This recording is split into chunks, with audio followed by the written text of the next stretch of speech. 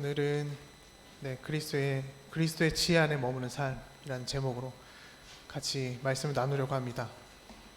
아기 예수의 탄생을 기뻐하고 이 땅에 평화를 기원하는 성탄절이 지난 후 첫 주일을 맞이합니다.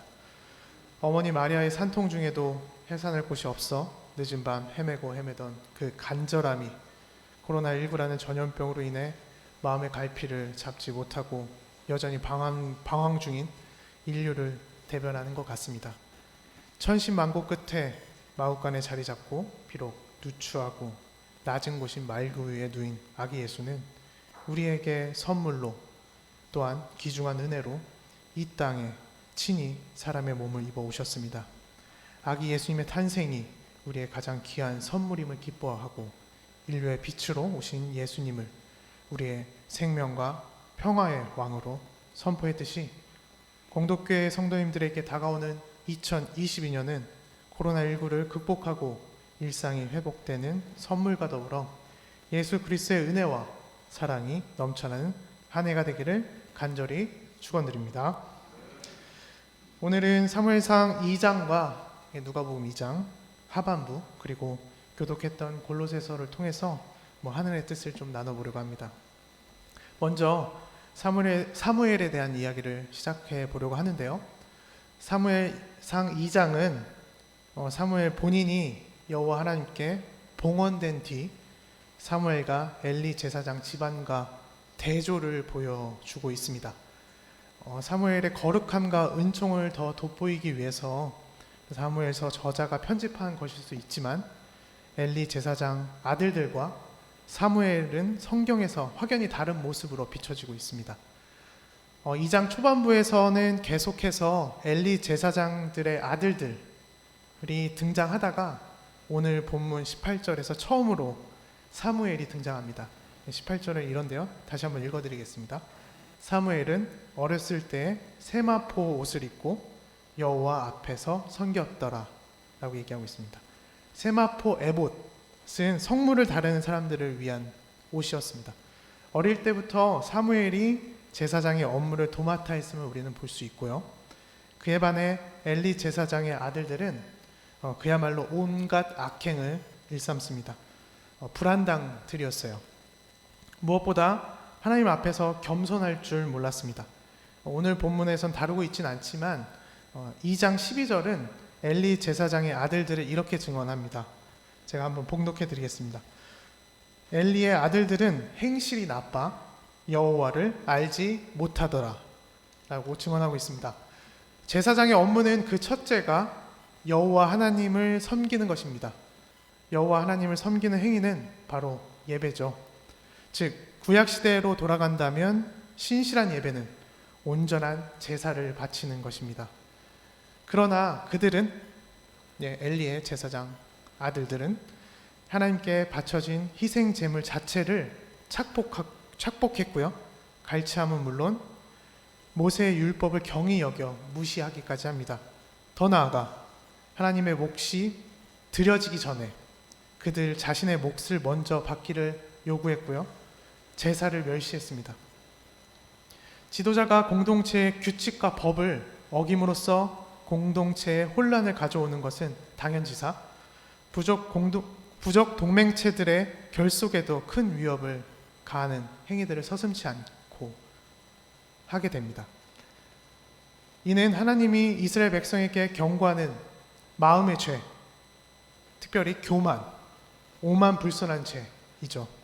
그 반면 사무엘은 여호와를 섬깁니다. 오늘 보면 18절과 같이 12절도 다음과 같이 증언하는데요. 이렇습니다. 엘가나는 라마의 자기 집으로 돌아가고 그 아이는 사무엘이죠. 그 아이는 제사장 엘리 앞에서 여호와를 섬기니라 라고 증언합니다. 18절에도 여호와를 섬긴다, 여호와 앞에서 섬긴다 라고 증언하고요. 12절도 제사장 엘리 앞에서 여호와를 섬긴다 라고 증언합니다. NIV 영어 성경에서 보면 앞에서라는 단어가 이제 before로 해석을 하는데요. 이거를 다른 말로 하면 면전에서, 앞장서더, 보다 앞서, 뭐뭐에 우선하여 라는 뜻으로도 갖고 있습니다. 그래서 그 18절을 다시금 해석해 보면 이렇게 이해할 수도 있습니다.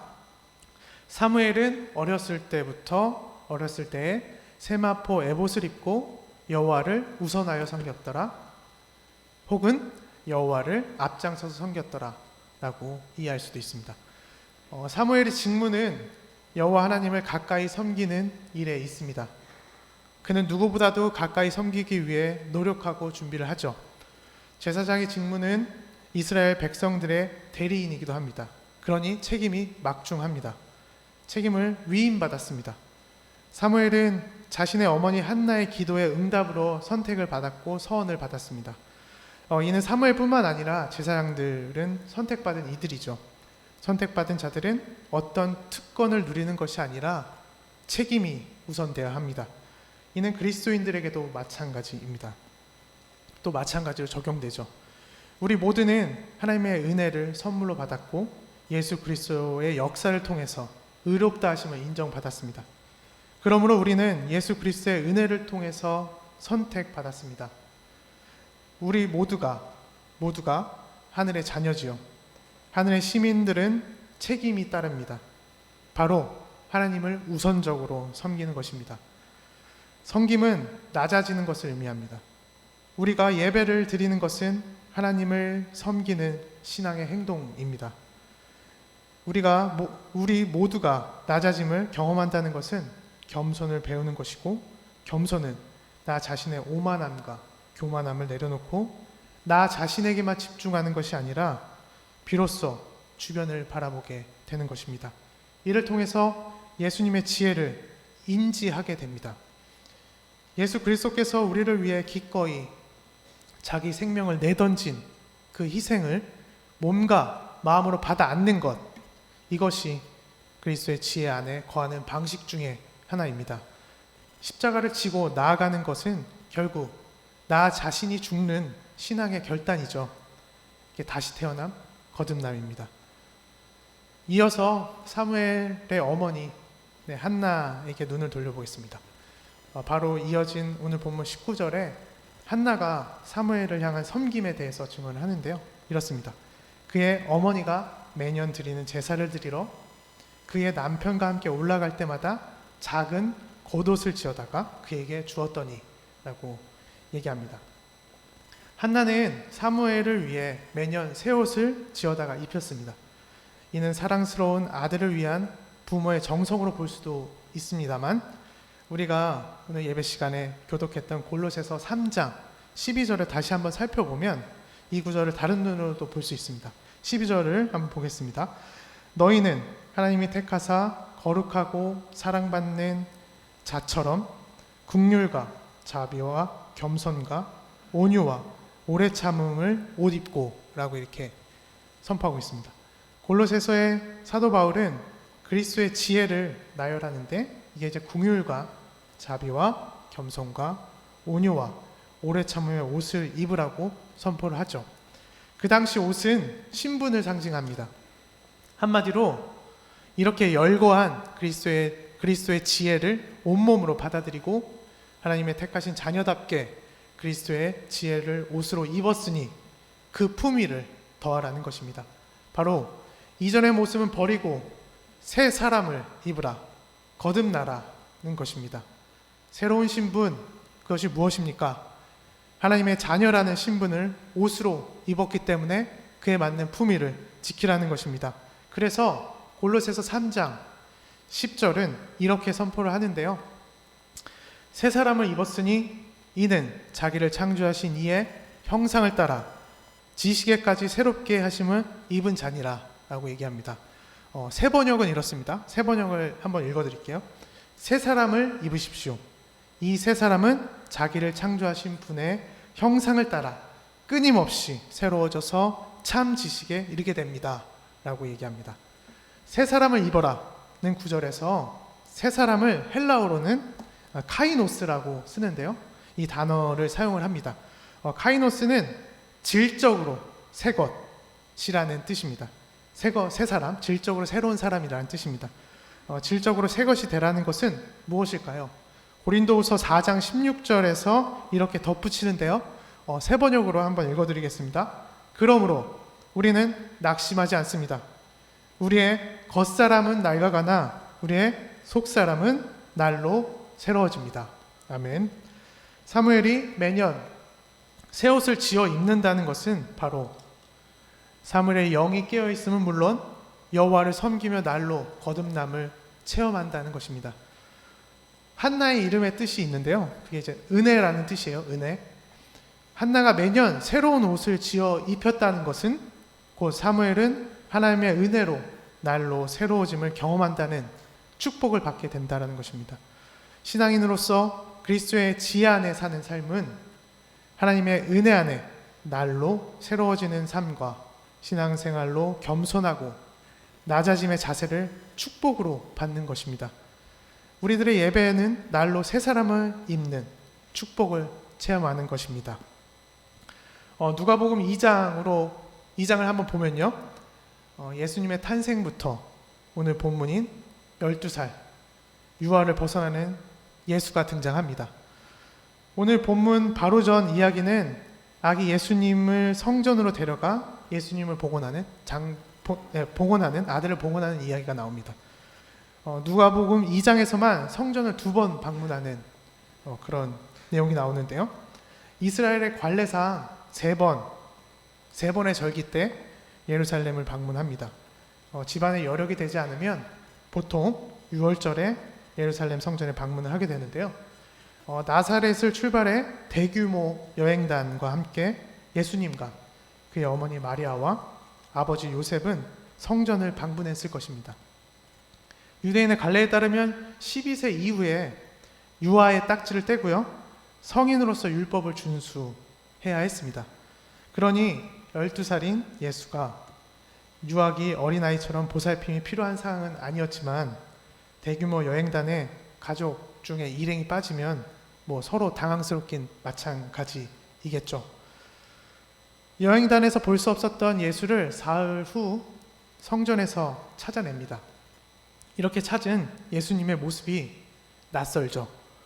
성경은 이렇게 증언하고 있는데요. 46절에서 47절입니다. 사흘 후에 성전에서 만난즉 그가 선생들 중에 앉으사 그들에게 듣기도 하시며 묻기도 하시니 듣는 자가 다 그 지혜와 대답을 놀랍게 여기더라 라고 증언합니다. 오늘 본문 이전에 보았던 아기 예수의 모습은 수동적일 수밖에 없습니다. 우리가 어제 말씀을 나눴던 거에서도 아기 예수는 수동적이죠. 하지만 오늘 46절에서 47절 12살의 예수는 적극적이고 능동적으로 변하고 있습니다. 선생들과 앉아서 적극적인 역할을 하죠. 서로 주고받으면서 47절에서 언급한 지혜는 헬라어로 시네시스를 사용하는데 이게 총명하다라는 것에 더 가깝습니다. 예수는 유아기 딱지를 떼고 나서 적극적인 모습으로 하나님의 말씀을 나누고 있습니다. 이는 예수님의 공생의 기간에서도 줄곧 보여주는 익숙한 장면들이죠. 그의 공생의 3년은 바리새인들과 서기관들과의 논쟁이 끊이지 않았고 그때마다 예수님의 생활 밀착형 비유와 탁월한 해석으로 그들을 당황시켰습니다. 47절에 놀랍게 여기더라는 헬라어로 엑시스타나이를 사용하는데요. 여기서 기이 여기다, 놀랍게 여기다, 기이 여기다가 더 맞는 표현으로 보입니다. 이 단어는 이적이나 기적적인 사건들을 목격했을 때 나타내는 반응의 놀람을 가리키는 것입니다. 즉 예수님의 통찰과 그 지혜의 낯선 놀람을 목격하는 것이죠. 그 주변에 있는 사람들이 이와 같은 분위기를 피부로 느끼며 12살 예수의 부모가 낯설게 바라봅니다. 48절이나 49절인데요. 세 번역으로 한번 읽어드리겠습니다. 그 부모는 예수를 보고 놀라서 어머니가 예수에게 말하였다. 얘야, 이게 무슨 일이냐? 내 아버지와 내가 너를 찾느라고 얼마나 애를 태웠는지 모른다. 예수가 부모에게 말하였다. 어찌하여 나를 찾으셨습니까? 내가 내 아버지 집에 있어야 할 줄을 알지 못하셨습니까? 라고 얘기합니다. 예수님의 대답은 의외죠. 오히려 그렇게 찾던 부모들에게 반문을 합니다. 무엇보다 부모님의 심정으로 볼 때 황당한 경우일 수 있겠지만 우리는 12살 한 아이로 생각해서는 안 되는 거를 좀 전제를 하고요. 예수님이라고 생각하고 한번 말씀을 좀 나눠보려고 합니다. 48절에 근심하여 너를 찾았노라 에서 근심하여는 헬라어 뜻으로요, 영적인 고통과 슬픔을 뜻합니다. 우리들도 예수님을 찾아 헤맬 때가 많죠. 대부분 영적 갈급함과 마음의 고통과 슬픔을 예수 그리스도에게 고하기 위해서 간절히 예수님을 찾습니다. 예수 그리스도에게 답을 기다리고 몇 해가 흘러서 우리에게 깨달음을 주기도 하지만 여전히 그 답을 기다릴 때도 많습니다. 그때 예수님은 우리에게 말씀하십니다. 아버지의 집으로 오라. 아버지의 집에 오는 것은 바로 예배를 드리고 여호와 하나님 전에 거하는 것입니다. 우리는 언제나 하나님과 함께 동행하고 그 숨결들을 느낄 수 있지만 집중하는 시간도 필요합니다. 이것이 우리가 드리는 신령과 진정으로 드리는 예배입니다. 마리아와 요셉이 한 가지 놀란 사실이 있습니다. 12살 예수가 하나님과 자녀 관계로서 깊은 관계까지 이르렀다는 것에 놀라움을 금치 못하는 거죠. 예수님이 시편 2편 7절에서 말하는 시인의 입에서와 같이 노래하는 것입니다. 시편 2편 7절은 이렇게 노래하는데요. 내가 여호와의 명령을 전하노라. 여호와께서 내게 이르시되 너는 내 아들이라.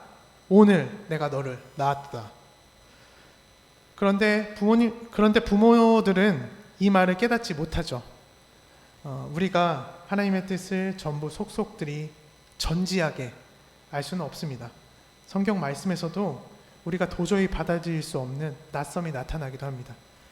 우리는 매번 신앙인으로서 그 낯섦을 받아들일 준비가 되어 있지 않을 때가 많습니다. 그러니 우리는 그리스도의 지혜를 깨닫기 위해서 신앙생활에 정진해야 합니다. 하루로 끝날 것이 아니라는 사실입니다.